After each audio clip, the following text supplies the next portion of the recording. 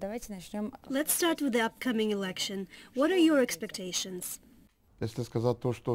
We expect the situation in Afghanistan in general to improve after the election.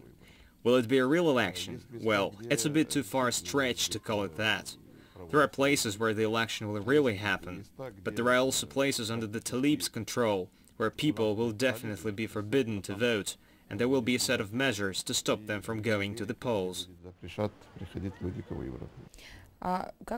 How do you think people feel under such conditions when they're not protected? There is tension in the way the civilians regard this election and what will be happening there.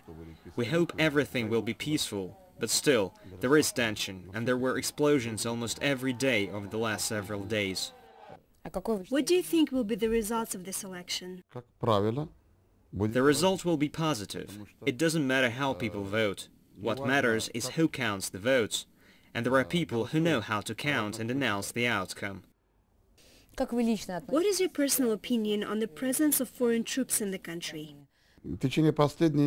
Over several years, the situation got to the point when saying no to foreign troops would have been the end of Afghanistan. At the same time, the presence of foreign troops hasn't produced any significant results either. That's the intricacy of the Afghan problem. Even if we say we don't want them, we will be unable to protect ourselves, to establish order. Unfortunately, the foreign troops have not provided the main elements for us to exist normally as a state.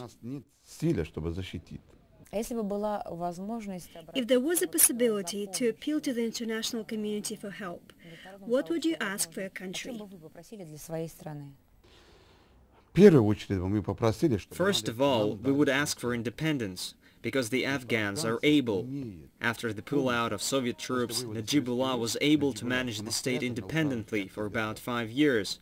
Although the whole world supported the Mujahideens and fought against Najibullah's government, he managed to rule the country, because he was independent. Right now, the Afghans don't have such independence.